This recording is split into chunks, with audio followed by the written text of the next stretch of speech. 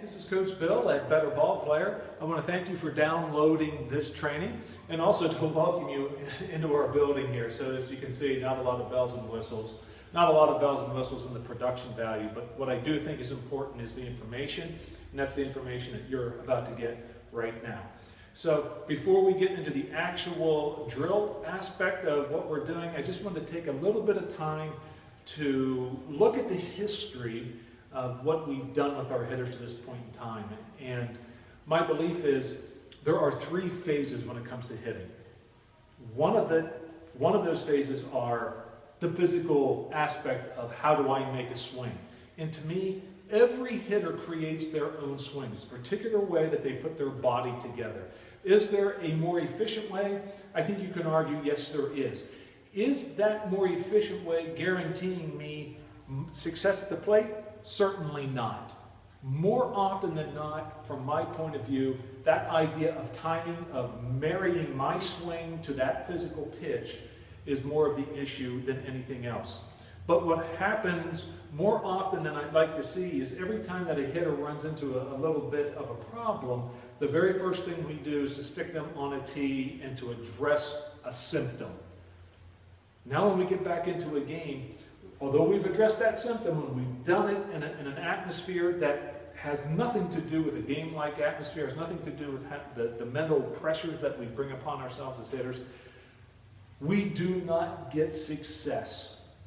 And then we create more pressure upon ourselves to try to find it. So I want to help alleviate some of that and maybe let you see some things in a different way than perhaps you may not have seen to this point in time.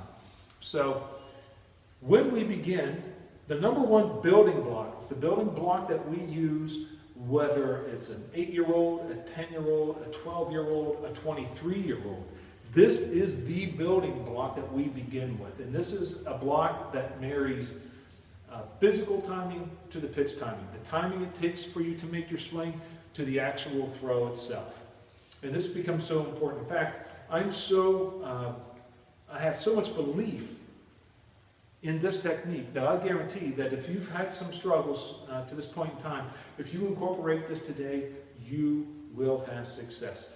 Now, does it happen just like that? No. When our hitters first begin to work with it, it might take up to 9 pitches before they begin to understand it.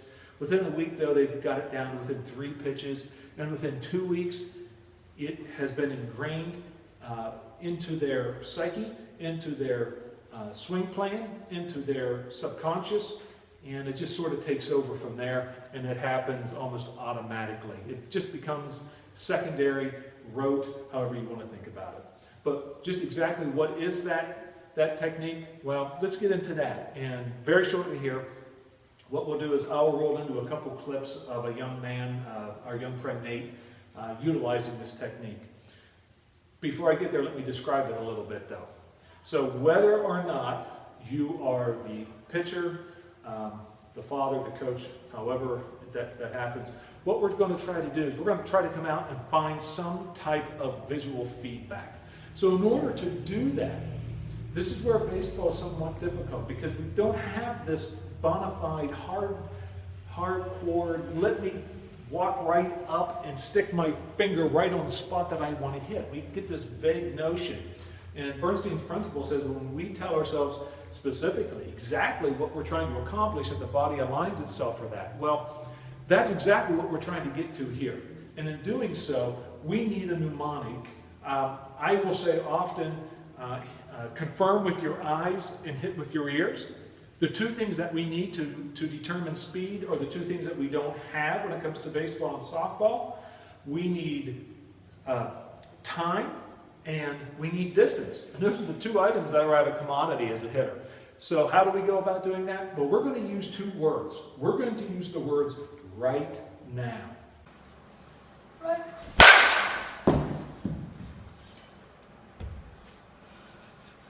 Right.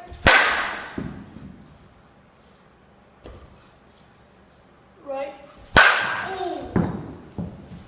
Right. Right. Right. Now, they could be getting two words, two positive words, and they're almost giving us a green light to make swings. They could be the words hit now, hit hard, anything that you come up with that you have faith in and that you believe. And that's where we start. So as a pitcher, as an instructor, as a friend, so whatever it is, whether it's front toss or throwing, and that's how we're going to use this. And I could even break out a tee if I needed to. Okay? I could set that up. But as I am making my swings, the ball comes off the pitcher's fingertips. We're going to be saying right, and as we make impact with the ball, we're talking about now. Right now. So if I was looking at this, if it was on a tee, if I had it set it on a tee, I would be at right now as I'm making impact with the ball. Okay? So it's pretty simple to use, but it's a very powerful technique. In fact, it's so simple to use that a lot of my hitters will give me grief about it. They think it's very elementary. However, it does set the backbone and it does set the foundation for our two-strike approach, for our home run approach, for just about everything that we're doing in here. It is an integral part of our game design. It's how we start to read pitchers and how we start to look at pitchers. So it becomes very important to us. This is the number one block. I cannot emphasize it enough.